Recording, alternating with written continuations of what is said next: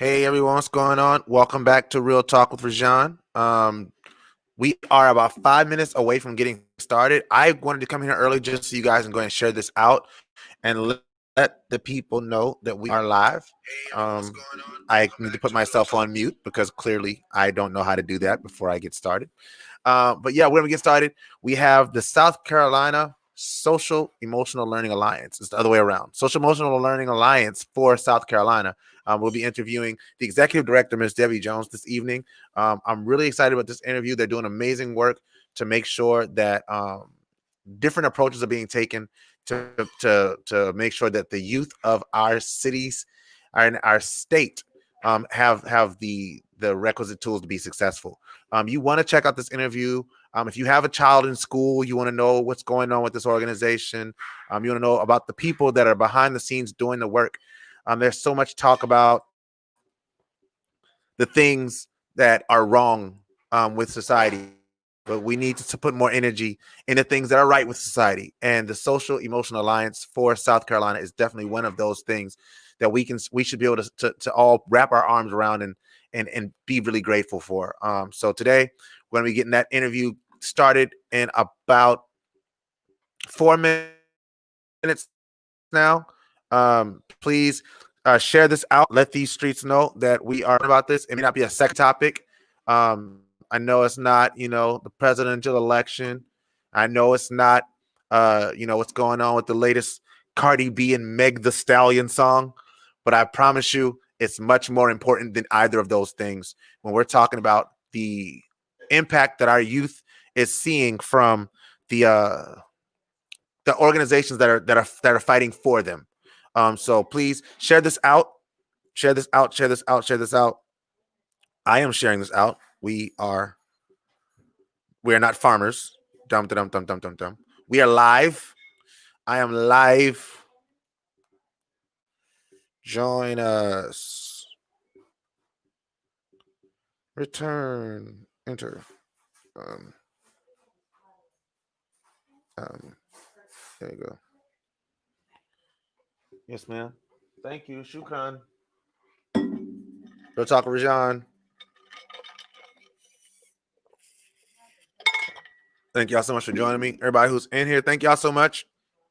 As I always say, you could have been anywhere in the world, but you are here with me, and I appreciate that. I'm going to say with much more energy in a second, though. I promise you, I will. I will not be defeated by exhaustion. And I'm not exhausted. I'm just tired today. I don't know why I'm tired, but I'm a little tired. But it's all right because y'all know we do this. Shout out to my barber, Blazing Cuts, a.k.a. Ricardo Lewis, a.k.a. my little brother. I don't know if y'all can see it, but I am sort of feeling my haircut today. So feel free. If you're going to screenshot one of my episodes, this will be a great one because my hair is amazing. It really is. And I'm just having fun. If y'all know me, y'all know I'm really not that big on myself, but thanks. Join us. I'm also going to start a watch party. All right. We in. All right. It is 6:58. It's 6:58. We have about 2 minutes, a little less than 2 minutes before we get started. I have Debbie Jones from the Social Emotional Learning Alliance for South Carolina. We're going to be talking about what they're doing to benefit the youth of South Carolina. When we talk about what's going on in these schools, man, we got all the criticisms. Let's talk about the solutions that are out there. Let's talk about them. In fact, let's go ahead. Hey, Auntie. Let's go ahead and get it rolling. Countdown.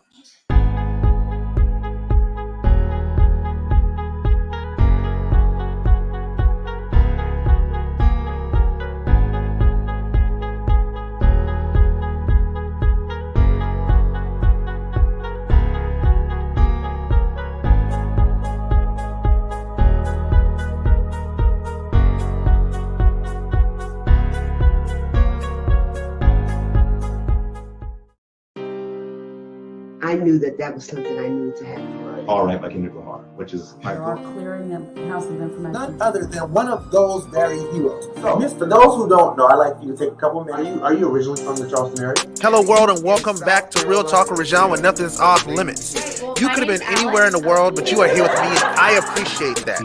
I am your host, ReZsaun Lewis. Now, here on Real Talk with ReZsaun, everything's debatable, so in any given week, we can be discussing anything from sports to music to politics. I don't know why I just cut myself off, but that's all right, because we still here. I am your host, ReZsaun Lewis. I want to take this opportunity to send a special shout out to my sponsors. Shout out to SEL4SC.com. If you have any custom design needs, whether you need banners, t-shirts, cups, car decals, whatever it is that you need, you want to go to SEL4SC.com. SEL4SC.com is your one-stop shop for all things custom made. With that being said, make sure you use the custom code Buy Black, all lowercase letters, and you get a 10% discount on your entire order. With that being said, those of you who are not new to the Real Talk with ReZsaun show know that one of the goals of Real Talk with ReZsaun is to shine a light on the great things that are happening right here in the Low Country. We talk about all the negative things that are happening all around the world, but I'm telling you that right here in the Low Country, we have great people doing great things. And tonight, my guest is none other than the executive director of the Social Emotional Learning Alliance for South Carolina, or SEL4SC, Miss Debbie Jones. Thank you so much for joining me. Hi, ReZsaun. Thank you so much for having me. It is kind of a mouthful. It is, but that's all right. That's all right. So, thank you so much for joining me. I really appreciate you coming in for the show this evening. So for those who don't know who you are, please introduce yourself to the audience. Hi, so my name is Debbie Jones. I've lived in South Carolina for over 20 years now. I've been involved in education for I'm not going to say how long, that'll date me. But I started, my passion for education started when my kids entered public school. So when they entered the doors of the elementary school, I started caring about more than just my child. So that started me on an education journey to help promote what's going on in our schools. Sometimes the more you know about what's happening inside the school, the more you feel compelled to make a difference, to do something about it. So that's when I started advocating for students, for teachers, and for education in our state. And so my journey to the Social Emotional Learning Alliance kind of came about in a strange way. I transitioned organizations during the middle of a pandemic, which is in and of itself a challenge. And I participated in the Riley Institute's Diversity Leaders Initiative, which is a great program. We learn about our biases and how they affect what we're doing, our roles and work and life and everything in general. And I came across a project called #345. Okay. And that stands for 3 words I love you, 4 words I care about you, and 5 words I'm here for you. And it was started by superintendent from Marlborough County. And he started it because young men were not hearing the words I love you. And so he created this program as an easy way to convey those feelings, an easy way for the young man to say it back. If we grow up not hearing those words, sometimes it's difficult to say them. So that got me connected to the Social Emotional Learning Alliance for South Carolina. I'd heard about the work that they were doing, and it just kind of grew a passion in me. There's such a need for this kind of work in our state. Our teachers are struggling. Our students are struggling. They have been struggling before this pandemic struck. Kids are living in poverty. Parents are struggling, working 2-3 jobs, trying to keep their kids in school, trying to be engaged in their child's life. I mean, it's tough out there.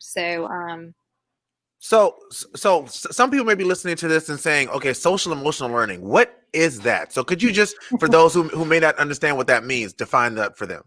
Yeah, I was going to ask you the same question, just to be curious of what your response would be. But basically, it's how we. Okay, I see what you're going to do. Okay. Yeah, it's basically how we process our emotions. how we set and achieve goals, how we learning to show empathy, maintaining relationships, making positive decisions, things like that. So skills that we need every day just to be a productive citizen. Mm. And so that's some of those skills are lacking, in our students. And no matter where you are in your journey in life, you're always working on your emotional skills. Mhm. As an adult, I went through a divorce and I had to reevaluate my emotional skills, and how I handled, the way I talked in front of my children about my ex, things like that. So Yeah. there's so many levels to it. And then, today's employers are looking less at what school you graduated from, but what skills do you have? Can you Mm. get along with others? Can you set and achieve goals? Can you maintain positive relationships? As more important than what you majored in college. So those skills are just skills that make us a very productive citizen.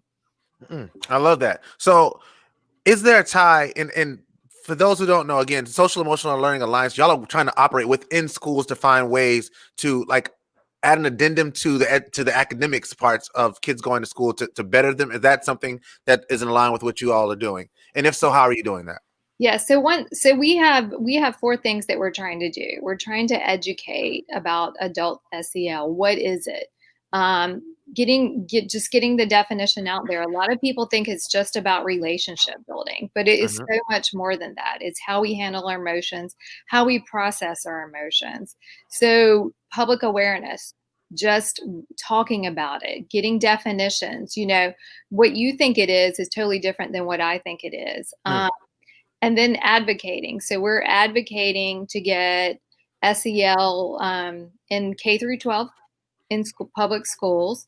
We are advocating to get funding for our school districts. This Mhm. is something that every school district needs. And, our teachers need it. So, Yes. so we'd like to see training for teachers. We'd like to see, social emotional learning integrated into academics. Mm. We have wonderful teachers in our state, and a lot of them are doing it already. They just don't realize they're doing it. Yeah. And so that's what we're trying to do. And we're trying to organize communities around social emotional learning. It's not the sole responsibility of our educators to do this. To do this Absolutely. work. So we as a community need to come together. We need our faith community. We need our business community. We need law enforcement. We need everybody to come together to solve this issue. It's just not a one organization can do it. It's not one teacher, one school district. It's going to take everybody to get this done. Absolutely. What have that was a great point that it takes much more than just the school. So many times we talk about and I was just on a thread with Sam yesterday talking about the fact that so many things that are, as a former educator, I taught fourth and fifth grade. So many things that we identify that are wrong, quote unquote, with the schools we put back on the schools, but they're not actually things that the schools were designed to do. And I think that the social emotional learning aspect is a key piece of that equation. What can the larger community outside of schools do to support the social emotional learning of the students within the schools? Well, we can advocate. We can advocate for funding. Our school districts need funding for it. We can advocate to get training for adults and for individuals. We can ourselves learn more about it. Community organizations need to start coming together. Um, Everything that's going on. Even police officers, law enforcement, everybody needs these skills. Mhm. So it really is going to take people being vocal and learning and speaking up and demanding that we have this integrated into our public schools. For far too long, parents have been silent just simply because we don't know what is needed. We Yeah. don't know what our teachers need. We don't know what our administrators need. And so once I think that we know what they need, we need to speak up and we need to demand, we need to demand that they put it in the schools. And, Molly Spearman, thank you. She's made SEL a priority, a number 3 priority, one of her top 3 priorities in the state. So schools around and districts around the state are trying to implement it. It's just going to take time, and they need our support. They need our patience too. So what are some things that we could point to as if we notice that the funding is going towards social and emotional learning being in the schools? What does that look like on a tangible level? Well, our teachers are doing it. They just need the support system. So that means they need training. So we don't want to add anything to a teacher's plate. We just need to give them the tools and the materials to see how they're already doing it and to expand that into every area that they're teaching. So English, you can include it in English, you include it in math, you include it in science. You can have basically culture, you can have and discipline, that it would alleviate a lot of our discipline problems if we had social emotional skills in place for our teachers and our students. So funding would look in a perfect world. It would be, districts that are higher needs districts would get more funding for this because the need is greater, that kind of thing. So the funding model would have to be worked out, but it's definitely something that schools need. They need it for more than just through December. This is something that we need to work on year after year. If we don't emotionally take care of our students, they're not going to learn. Right. When they're scared, when they're feeling anxious, something like that, they're not learning. They're not at the top of their game. So we need to make sure they're taken care of emotionally. Yeah, so I do have a question about this because that's a great point. Those are great points. My question is about the surrounding organization. So as you know, one of the things that I'm very passionate about is mentorship and community-based mentorship and the ability to impact the ability of mentors and mentorship to impact the larger the whole student, right? And the whole person.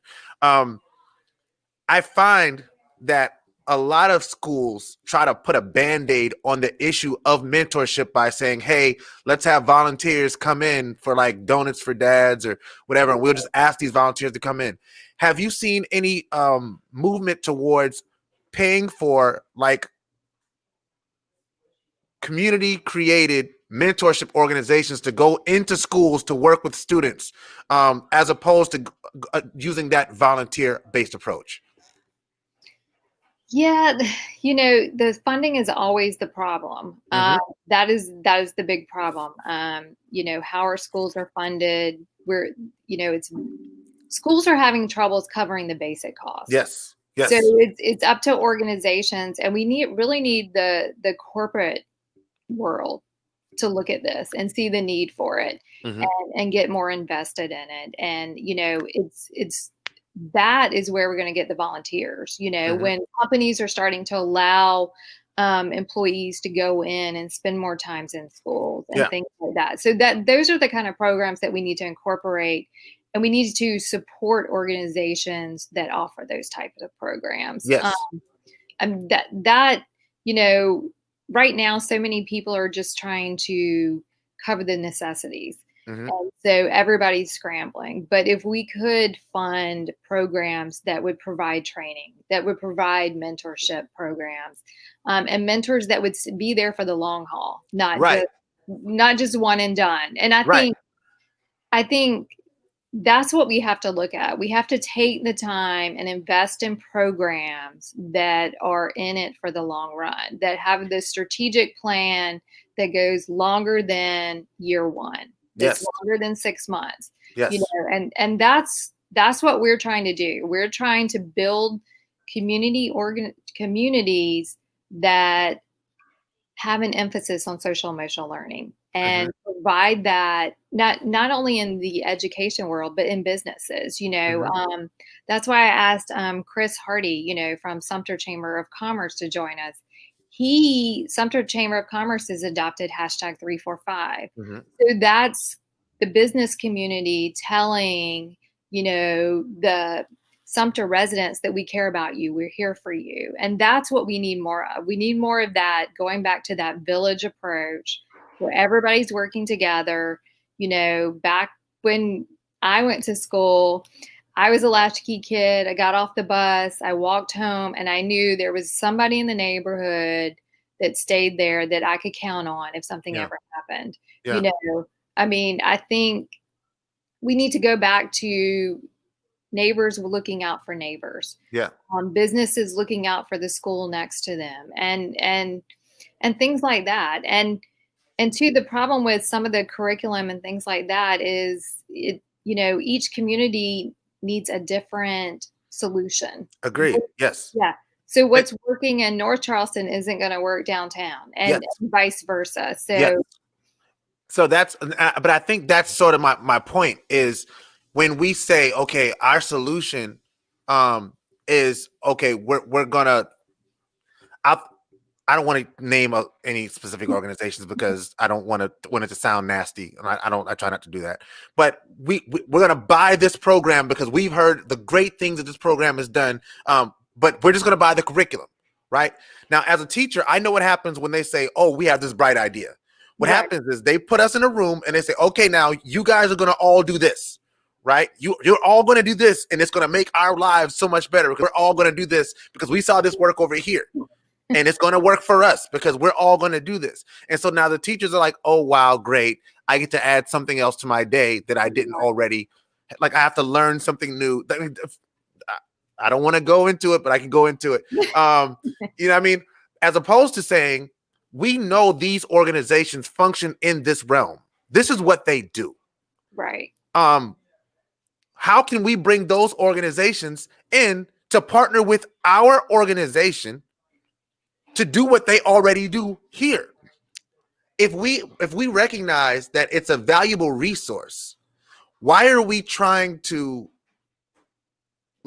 cheap out on the best resource that we can have to accomplish the mission? If we actually believe, and this is always my point, if we actually believe that mentorship in a true form works. And I think that you're also right about the fact that not a lot of organizations think beyond the fact that of that first year. But a lot of times organizations don't do that because they can't get the infrastructure. People tell us how important mentorship is, and then they don't want to support it. They don't want to fund it. There are not grants, and I'm sure you've done the research. There aren't grants specifically for mentorship. There's grants for things that are byproducts of mentorship, but there are not grants for mentorship. So you have to get really creative about infrastructure. If you want to be able to run an organization that's strictly for mentorship, like how do those people, and I guess I'm as somebody who's an executive director of a mentoring organization, you see that part's coming out of me now. What do you say to those people who say, we really want to be helpful, but we don't know how to even get our foot in the door? Right.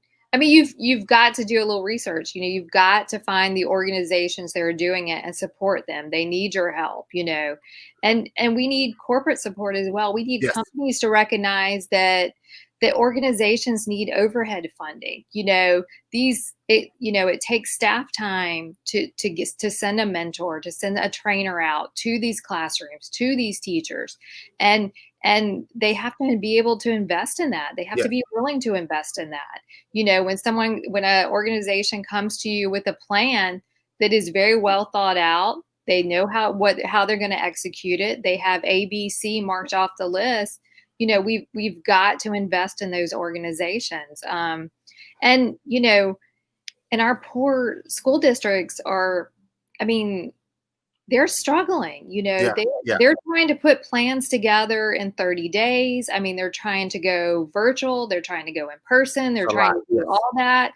They're trying to incorporate social emotional learning. They're stressed out.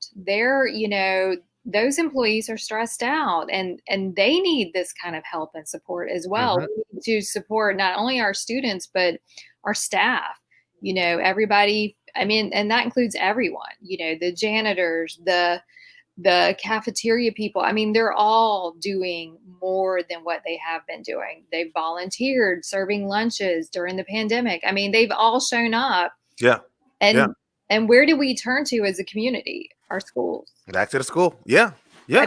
I agree totally. And that's again, but that's as one of the reasons I left the classroom was because I realized that for as much for much criticism as we all have for schools and for school districts and for teachers and all of these things, I found that as a teacher, for a lot of kids, the only structure that they had was in the school. Is what's when they went in that building. So I wanted to leave and help to create programs that could help support the schools.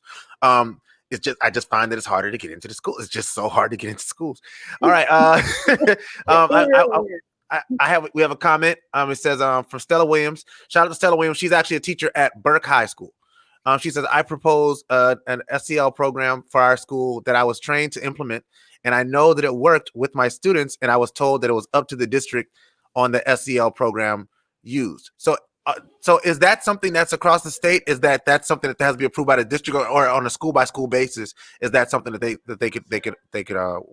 It has been on a school by school basis. I think maybe now I'm not sure, but it may have run just through the district. It changes from district to district. Yeah. It really does.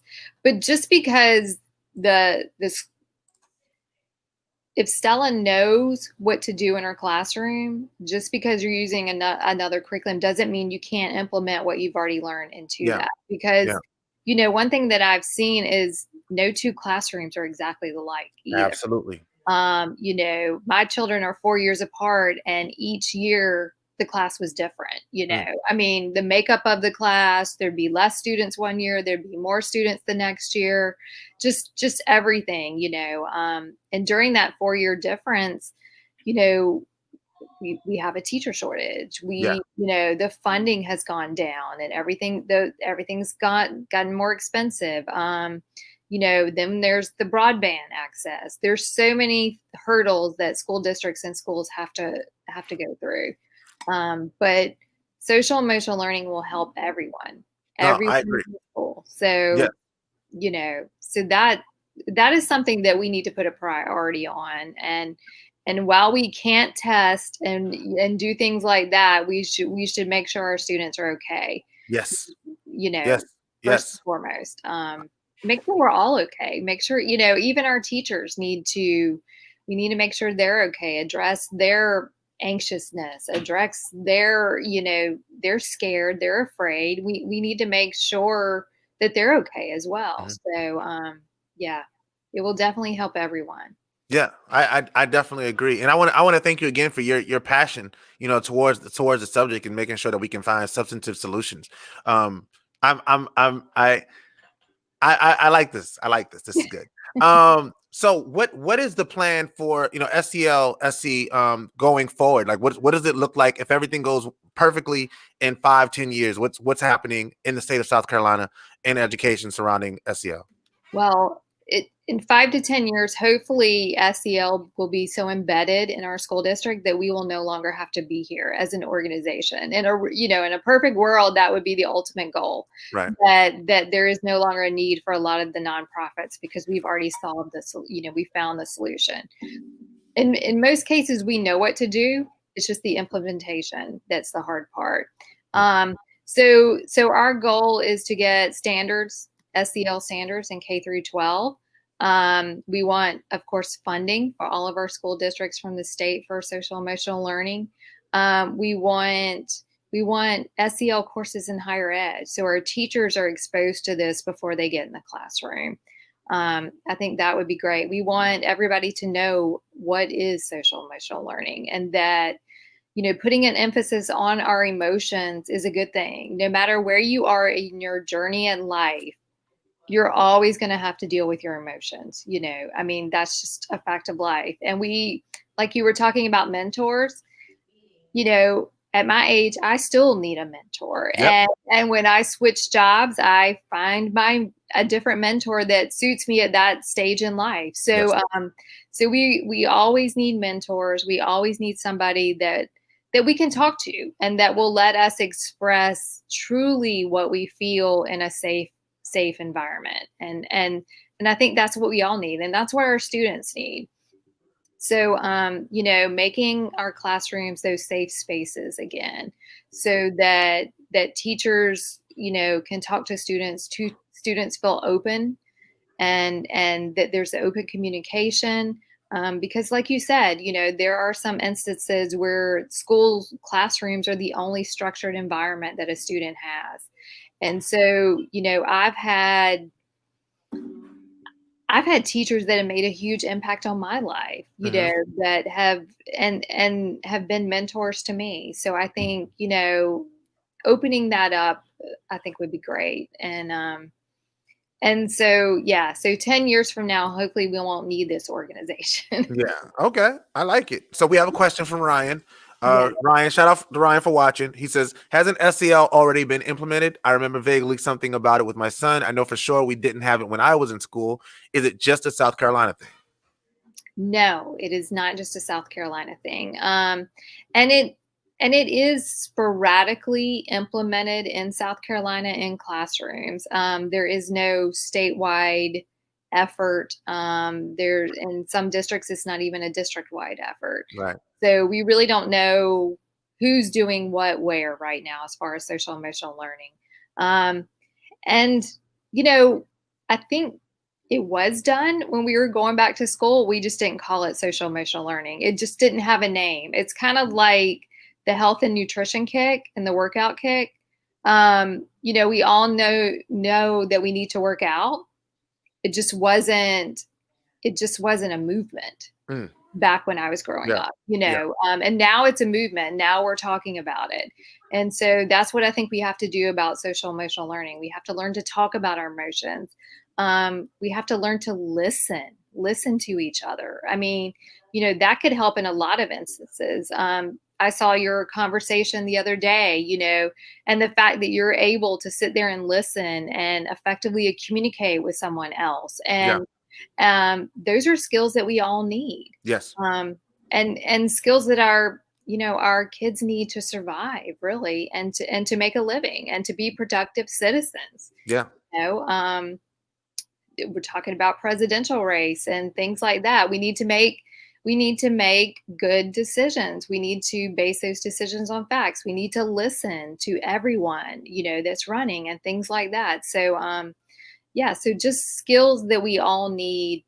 And just to be good citizens. And I don't know that we're teaching so much of that. Our teachers are so bombarded by teaching for the test, and schools are data oriented, that we've kind of lost that feel good, that the connection, the one-on-one connection in some instances. So well, I mean, the more we get into the world of technology, the less the less human we get to be. And it's crazy because you would think like the world is a much smaller place than it was 200, 300, 400 years ago. Like the fact that we're talking right now, right?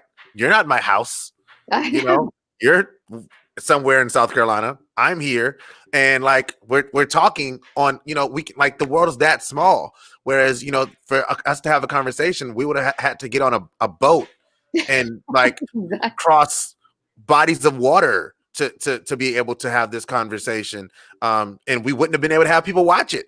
So again, the world's a much smaller place. Somebody in India can turn this on right now and watch. But even in that time, we still find ourselves to be less connected as people than we ever have been. And I do find that to be a lot largely based on the fact that we are, the schools have gone towards more of a data structured approach, even though that's a really hard thing as a former teacher, because I know that it's like, how else do you prove that you're doing your job as a school? So these are questions that we have to be able to navigate and identify. How do we best serve the communities and the issue and solve the problems in the communities that we want to solve? So that's why organizations like the Social Emotional Alliance for South Carolina are so important, because y'all are looking at the piece that says, how do we speak to the hearts of the youth, as opposed to just the minds of the youth, because the heart is tied to the mind. Right. And not only that, the technology, with social media has made it seem like people have these perfect lives. And so, social emotional learning is about self-awareness and what you think about yourself and self-confidence. And how do you handle when you see things like that, when Mm-hmm. people post things like that. So just having, we just need more skills. We've gone to instant gratification. The technology just makes everything so much easier. It's been good and bad, Yeah. and we need to get back to more, like you said, communicating with each other, listening. When you ask someone, how are you, we need to be ready to sit and listen to how they really are, Yes. and not just a, oh, I'm okay. Well, That's a hard skill too. it is. You know, how many times I've asked somebody how they're doing and then been like, birds. So you're right. You're absolutely right. Yeah, so, it's like, the old saying, you go to a bar and the bartender hears every story. But when you sit there and say, hey, how are you? We have to be prepared Right. to hear the story, to hear that. And like you said, sometimes we're just asking it out of courtesy, Right. instead of saying hi, we just extended that. So yeah, so we really have to go back to listening to one another and supporting each other. I love that. I love that. Are there plans for expansion? Like, is this social emotional learning alliance for South Carolina? Is that a part of a larger national conglomerate, or is it just a thing that's in South Carolina, just says South Carolina on it? It's actually part of a national group. We happen to be the only one in the South right now, the only state group in the South. Really? There's some in the North, some in the West Coast, and in between Texas, Massachusetts, Iowa, Oregon, places like that have it. But and they're a little more, they're ahead of us on the social emotional game in a lot of those states. They're working together, there's one state that is doing statewide teacher training every teacher in the state at the exact same time around social emotional learning. So it's about getting organizations and groups together and everyone coming together to work together to make sure this happens. So we realize that one organization can't do all the work. It's going to Right. take a community effort. And is the Social Emotional Learning Alliance working with organizations outside of schools, i.e., mentoring organizations to Yeah. to help to implement that programming as well? Yes. So we have a coalition of almost 40 organizations from all around the state, serving different capacities, mentoring. Sam Bellamy, he's on our Shout out board. to Sam. Yes. So we, when you're trying to do something like this, you need input from every stakeholder. You need buy-in, you need representatives from parents, you need representatives from school counselors. I mean, it really takes a community to get this done. And so that's the approach that we're having. That's the approach that we're giving. And, we know that social emotional learning also bleeds into mental health. And so you have to work the two together. We have to align with groups like NAMI. We have to align with other organizations that can pick up where we leave off. So yes, definitely, it definitely takes a village. So we're excited about that, and excited to grow and to get more and more support. It's going to take individuals around the state supporting the organization. It's going to take companies in South Carolina supporting organizations like ours to get it done. So if someone wants to support your organization, how do they go about doing that? They can sign up for a newsletter on our site and be aware of action alerts and webinars that we have. They can, of course, donate. We have a donate button. Financial support helps us to build and grow our programs. And also, signing up for a newsletter when it comes time for you to contact your policymaker and ask for that funding to be included in the budget for our school districts. That's when we need you to speak out. We need your voice. We need you to speak up, register to vote so they know that when you speak, that's, sign up for the census. Make sure you complete your census. Make sure you're counted. We need to know how many children, how many adults, how many families are out there, things like that. Those are all ways that you can help. But mainly it's just stay involved, learn. Follow us on Facebook. We have social media channels. We're doing webinars. We're getting information out there. Talk Yeah. about what social emotional learning is. And a lot of people think it's just about relationships, but it's so much more than that. It's skills to survive and get along in the world and to be a productive citizen. So we have a question from Ryan. He just wants some clarification. He says, YMCA, Boys and Girl Scouts, are those considered SEL? I'm sort of lost on this. I'm trying to understand exactly what the end goal is. Hey, Ryan. So programs like Boy Scouts and Girl Scouts and YMCA programs implement social emotional learning. So social emotional learning is just about, when you teach in Girl Scouts or Boy Scouts, assign 2 or 3 boys or girls to put up a tent. Mm-hmm. That's teaching them how to work as a team. Right. When you're the reaching their badges, those are goals. Yeah. So you're teaching them how to set goals and how to achieve goals. So that's what social emotional learning is. Working on yourself, building those skills. So the Boys and Girl Scouts have been using those skills. They probably just haven't called them social emotional learning. Yes. Yes. Hopefully that answers your question, Ryan. I think you explained that perfectly. And what was y'all's website? I want to make sure that we get that on the link as well. Yes. It's www.SEL4SC.org. SEL.SC4SC. Yes, the number 4. Yeah. All right. So with that being said, everybody needs to make sure, one, that you sign up for the newsletter. Go to www.SEL4SC.org. Sign up for the newsletter. Let your legislators know that we need more social emotional learning, funding for social emotional learning in the schools.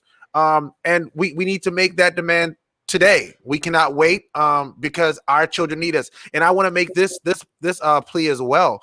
With everything that's going on as far as students going back into the schools, we have students that are coming back from really dire situations during this COVID situation, having been in a home that may not have had all the resources that they needed. So probably a lot of stuff that they've learned when you talk about social emotional learning, it's probably been hurt by those situations. So we want to make sure that programs that do things that teach about social emotional learning, we have that access. I know of several organizations that do function in the schools that are operating to try to make that happen. I know teachers who do an amazing job of going above and beyond for the students, but we want to make sure that the funding's there so that we're not just asking volunteers to come in and help, because that's not a sustainable model. It just isn't. And I know that we think that it is sometimes, but it's really not. It's not. It's not. Schools are having to vet the volunteers. I mean, it's just, and organizations can already do that. Absolutely. And train skilled folks in there that actually know what to do. And if they see a child suffering, they know the resources to send that child to, and they can get others to come in and help as well. Awesome. Do you have any parting thoughts before you close? No, I just appreciate you taking the time to put an emphasis on social emotional learning. It's needed. It will help with so many issues that we have in the world today. If you look at videos of children talking about it, they get it. Children say, if we had more emphasis on social emotional learning, there'd be peace in the world. And we would be able to talk to each other and listen to each other more effectively. So, I think that's really needed in today's world. We need to listen. We need to have empathy. We need to be able to appreciate differences. We need all of those things now more than ever. And we need to be patient with each other. We need to share a little love for our neighbors and look out for each other. So, and that's what social emotional learning is. It's all of that. It's part of the solution. Instead of talking about the problems, we can now talk about what we're going to do to fix those Yeah. problems.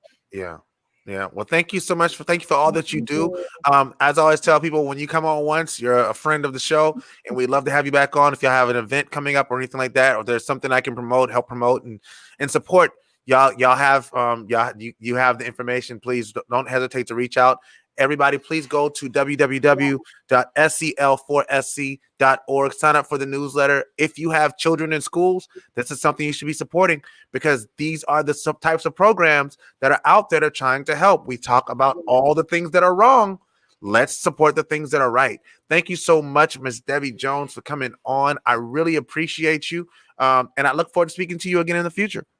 Yes, thank you. Thank you for having me. I appreciate it. And thank you, Ryan and Stella, for your questions. I appreciate those. Ryan and Stella are so dope. If y'all didn't see my interview with Ryan or Stella, I interviewed Ryan. Actually, it wasn't supposed to be an interview. We just ended up talking for a really long time last night. Was it last night or was it Monday? I think it was Monday. And then was it last night? I don't know. Today's run together. And then Stella, I interviewed her earlier in July. So check that interview out as well. And with that being said, let's end the show.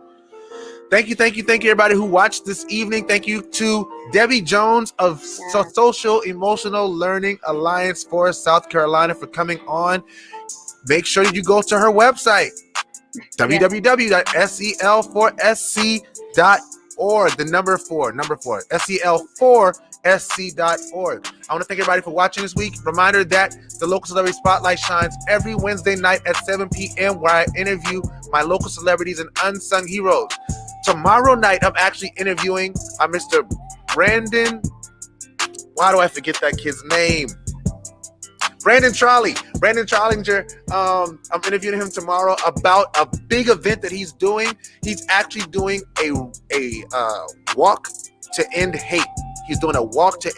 I think he's trying to walk 50 miles in 24 hours. It's kind of crazy. I don't know how it's going to work, but we're going to talk about it tomorrow at 4 p.m. So make sure you tune in tomorrow at 4 p.m. to find out about that.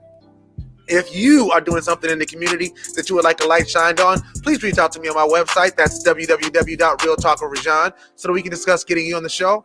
This and all of my shows, in addition to the Car Chronicle series, is now available for your listening pleasure via Apple, Google, Spotify, and any place you can find podcasts. You can also find it on my website. That's www.realtalkwithReZsaun.com. If you'd like to be made aware of when I go live, because sometimes it is unscheduled, please click on the follow or subscribe tab on the page so that you'll know when I go live, because sometimes it is unscheduled. In the meantime, follow me on social media. Go anywhere, type in Real Talk with ReZsaun, and I'm going to pop up. If I don't pop up, I will never be there, so don't look for me there. Feel free to leave comments, questions, whatever else you'd like to say in the comment section or the message section. I love reading your messages and getting your feedback, even if it's negative. If you love the show, which I hope you do, please leave a 5-star rating on my podcast or review my Facebook or YouTube channel. I am also currently accepting invitations for speaking engagements and event hosting opportunities. If you'd like for me to speak at or host your event, you can request me via my website. That's www.realtalkwithReZsaun.com. In closing, always remember that God is everything, and without him, we are nothing. So never forget where your help comes from. And if a man doesn't stand for something, he's bound to fall for anything. Now that is real talk. I will see y'all tomorrow. Peace.